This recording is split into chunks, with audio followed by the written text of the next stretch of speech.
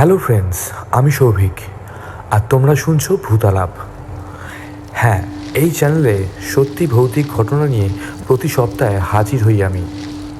আজকের ঘটনাটি লিখে পাঠিয়েছে আমাদেরই প্রিয় এক শ্রোতা, নাম অর্ক, বাড়ি শ্রীরামপুর। সে লিখেছে, সৌভিকদা, আমার সাথে ঘটে যাওয়া একটা সত্যি ভৌতিক ঘটনা তোমায় লিখে পাঠালাম। যদি তোমার পড়ে ভালো লাগে দয়া করে তোমার ভূতালাপ চ্যানেলে পড়ে শুনিও।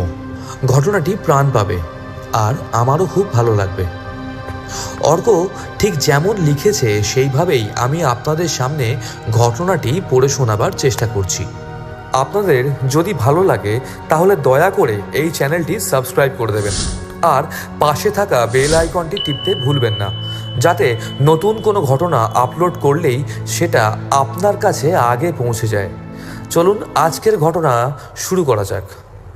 আজকের ঘটনার নাম দিলাম অভিশপ্ত বিল্ডিং। আমি অর্ক, একটা ডান্স ট্রুপের সাথে আলোর কাজ করি। মাসে প্রায় 2-3টে অনুষ্ঠান লেগেই থাকে, যে কারণে আমাদের মাঝে মাঝেই শহরের বাইরে চলে যেতে হয়। এরকমই একদিন চাকদাহ নামের একটি জায়গা থেকে এক ক্লাবের রক্ষাকালী পুজো উপলক্ষে একটা নাচের অনুষ্ঠানের জন্য আমাদের ডাক আসে। শ্রীরামপুর বিল্ডিং বাজারে আমাদের গাড়ি এসে হাজির। তখন বিকেল 6টা।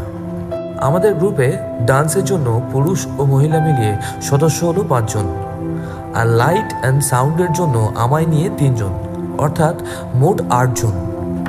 আমরা একে একে উঠে বসলাম গাড়িতে এবং গাড়ি ছেড়ে দিল চাকদহের উদ্দেশ্যে। গাড়ি চলার কিছুক্ষণের মধ্যে রাস্তায় শুরু হলো তুমুল বৃষ্টি, সাথে ঝোড়ো হাওয়া, যে কারণে গন্তব্যস্থলে পৌঁছতে বেজে গেল প্রায় রাত 9টা। যদিও পৌঁছে দেখি বৃষ্টির কারণে অনুষ্ঠান শুরু হতে এখনও দেরি আছে। কিছুক্ষণ অপেক্ষা করার পর মঞ্চ থেকে আমাদের ডাক এলো। সাথে সাথে আমিও মঞ্চে উঠে লাইট লাগানোর কাজ শুরু করে দিলাম। ওই দিন অনেক রাত পর্যন্ত অনুষ্ঠান চলে এবং শেষ হতে প্রায় মধ্যরাত্রি হয়ে যায়। ক্লাবেরই এক বয়স্ক সদস্য আমাদের বললেন, এই ঝড়জলের রাতে তোমরা আর বেরিও না, বুঝলে? আমি বরং তোমাদের থাকার জন্য একটা ব্যবস্থা করে দিচ্ছি। রাতটা কাটিয়ে কাল সকালবেলা চলে যেও, কেমন? আমরাও নিজেদের মধ্যে একটা আলোচনা করে একই সিদ্ধান্ত নিলাম এবং ওখানেই থেকে গেলাম সেই রাতটা। আমাদের রাতে থাকার জন্যে ক্লাব থেকে একটা আন্ডার কনস্ট্রাকশন বিল্ডিং ব্যবস্থা করে দিয়েছিল। যে বিল্ডিংয়ের মেন গেটেই ছিল 2 জন সিকিউরিটি গার্ড। বলে রাখি, বিল্ডিংটা ছিল একদম ফাঁকা একটা জায়গায়। পেছন দিকটা জঙ্গল আর সামনেটা ফাঁকা মাঠ। বিল্ডিংটা পুরোপুরি তৈরি না হওয়ার কারণে কেউ বসবাস করতো না সেখানে।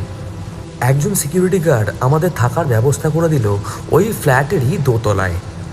আমাদের ঘরটা দেখিয়ে দিয়ে যাবার সময় সিকিউরিটি গার্ডটা আমাদের বলে গেল, रात को अगर कोई बुलाए तो बाहर मत जाइएगा और लड़की लोगों को बोलिएगा बाल बांध के सोने के लिए। किसी को अगर बाथरूम जाना है तो ऊपर वाला फ्लोर में है। এই বলে সে আমাদের একটা এমার্জেন্সি লাইট হাতে ধরিয়ে দিয়ে সিঁড়ি দিয়ে নিচের দিকে নেমে গেল। আমরাও সাথে সাথে দরজাটা বন্ধ করে দিলাম। আমরা সবাই একটু ভয় পেয়ে গেলাম ওই গার্ডের কথাগুলো শুনে। আমরা ঠিক করলাম আজ রাতটা মেয়েরা চৌকিতে শুয়ে পড়ুক আর ছেলেরা না হয় মেঝেতেই শুয়ে পড়বে। এখানে আমি একটু বলে রাখি, আমার সাথে লাইটের কাজ করতো সাধন বলে একটি ছেলে, আমার হেল্পার বলা যায়। সাধন শোবার আগে বাথরুমে যাওয়ার জন্য মোবাইলের আলোটা জ্বালিয়ে দরজা খুলে সিঁড়ি দিয়ে ওপরের দিকে উঠে গেল। আমরাও নিজেদের মোবাইলে যে যার মতো ব্যস্ত হয়ে পড়লাম। কিছুক্ষণ পরেই আমরা একটা আওয়াজ পেলাম দরজার বাইরে থেকে, যেন সিঁড়ি দিয়ে কেউ ওপরের দিকে উঠে গেল। সেই আওয়াজ পাওয়া মাত্রই আমি আর ভিকি ঘর থেকে বাইরে বেরিয়ে এলাম। ভিকি হলো আমাদের গ্রুপেরই একজন ডান্সার। মোবাইলের ফ্ল্যাশ লাইটটা জ্বালিয়ে ওপরের দিকে উঠতেই হঠাৎ অন্ধকারের মধ্যে দেখলাম সিঁড়ি ওঠার বাঁকেই সাধন কেমন যেন অদ্ভুতভাবে হাঁটু দুটো জড়ো করে মাঝে মুখটা ঢুকিয়ে মাথা নিচু করে বসে আছে। আমরা দেখে অবাক হয়ে গেলাম।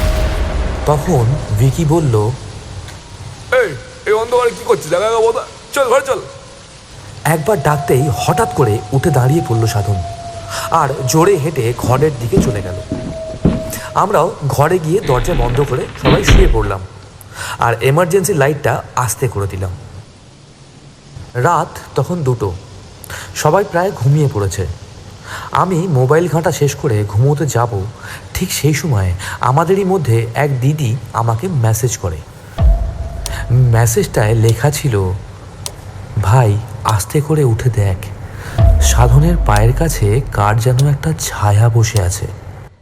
আমি ওই মুহূর্তে কোনো রকম আওয়াজ না করে মাথাটা তুলে যা দেখলাম সিঁড়ি দিয়ে ওপরে ওঠার সময় কিছুক্ষণ আগে সাধন ঠিক যেইভাবে বসেছিল ঠিক একইভাবে সাধনের পায়ের কাছে বসে আছে যেন এক কালো ছায়া মূর্তি।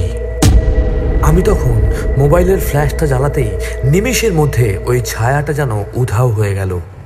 এবার আমি আর ওই দিদিটা বেশ ভয় পেয়ে গেলাম। তবু সবাই ভয় পাবে বলে কাউকে কিছু না বলে আমরা আবার নিজের মতন করে শুয়ে পড়লাম। 15-20 মিনিট পর হঠাৎ বিশাল এক চিৎকার করে ওঠে আমাদেরই মধ্যে শ্রাবণী বলে একটি মেয়ে। তার সেই চিৎকার শুনে আমরাও সাথে সাথে ঘুম থেকে উঠে পড়ি। উঠে এবার আমরা সবাই দেখতে পেলাম সেই কালো ভয়ঙ্কর ছায়াটাকে, ঠিক যেন মাথা নিচু করে কেউ একটা বসে আছে সাধনের পায়ের কাছে। কিন্তু অবাক করার বিষয় হলো যে সাধন তখনও ঘুমাচ্ছিল মরার মতন, যেন কোনো আওয়াজই তার কানে যাচ্ছিল না। আমরা সবাই মিলে ওকে জোরে জোরে ডাকতে লাগলাম। সাধনের গায়ে হাত দিতেই বুঝতে পারলাম ও শরীর গরম আগুন হয়ে আছে, গায়ে বেশ জ্বর। তাই ওকে ঘুম থেকে আর না ডেকে আমরা সবাই কিছুটা ভয়ে ভয়ে মেঝেতে গোল করে বসে পড়লাম। একে অপরের হাত চেপে ধরলাম শক্ত করে আর ঠিক করলাম সবাই ঠাকুরের নাম করব। এই বলে ভিকি হনুমান চালিসা পড়া শুরু করে দিল। 2 লাইন পড়া হয়েছে সবে, সেই মুহূর্তে দরজার বাইরে থেকে কে যেন জোরে জোরে হাত দিয়ে দরজায় আওয়াজ করতে থাকে বারবার। আর ঠিক সেই মুহূর্তে সাধন ঘুমিয়ে ঘুমিয়ে এক অচেনা গলায় ফিস ফিস করে বলছে, তোরা চলে যা এখান থেকে, চলে যা বলছি, চলে যা।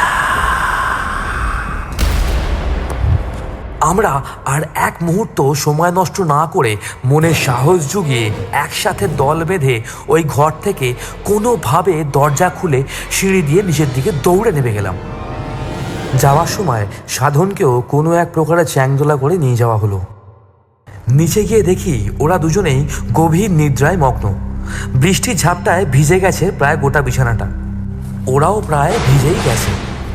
আমি ওদের মধ্যে একজনকে জোরে ধাক্কা দিয়ে ডাকতে লাগলাম। বেশ কিছুক্ষণ ডাকার পর ধরফর করে উঠে পড়লো দুজনেই। আমাদের কাছে সমস্ত কথা শোনার পর একজন সিকিউরিটি গার্ড বলল, बाबू अब हमारे कमरे में सो जाइए, सुबह होने में सिर्फ 2 घंटा बाकी है, तब तक सो जाइए हमारे कमरे में। এই কথা শুনে আমরা একটু স্বস্তি পেলাম আর বাকি রাতটা তাদের ঘরেই কোনো মতে ভয়ে ভয়ে কাটালাম। সকাল হতেই আর এক মুহূর্ত সময় নষ্ট না করে ফিরে এলাম যে যার বাড়িতে। যদিও বাড়ি ফেরার সময় আমরা গাড়িতে লক্ষ্য করি সাধনের জ্বরটা কিন্তু আর নেই। এই ঘটনা ঘটে যাওয়ার বেশ কিছুদিন পর্যন্ত আমাদের অনুষ্ঠান করা বন্ধ ছিল। পরে জানতে পেরেছিলাম যে ওই বিল্ডিংয়ে 2 বছর আগে আমাদের মতোই একটা ডান্স গ্রুপের মেয়েকে ধর্ষণ করে নৃশংসভাবে খুন করা হয়েছিল আর তার দেহ ঝুলিয়ে রাখা হয়েছিল 2তলার সেই ঘরটাতেই যেখানে আমরা ছিলাম। তারপর থেকেই যে বা যারা বাধ্য হয়ে ওই বিল্ডিংয়ে রাত কাটায় তাদেরকেই সেই মেয়েটি ভয় দেখায়, কিন্তু কোনো ক্ষতি করে না। আজকের এই ঘটনাটা কেমন লাগলো বন্ধুরা? অর্ককে অনেক অনেক ধন্যবাদ আমাদের সঙ্গে তার এই সত্যি ঘটনা শেয়ার করার জন্য। ঘটনাটি ভালো লাগলে অবশ্যই লাইক, শেয়ার অ্যান্ড সাবস্ক্রাইব করতে কিন্তু ভুলবেন না। ফিরে আসবো নতুন করে নেক্সট কোনো এপিসোডে। সঙ্গে থাকো আর শুনতে থাকো ভূতালা।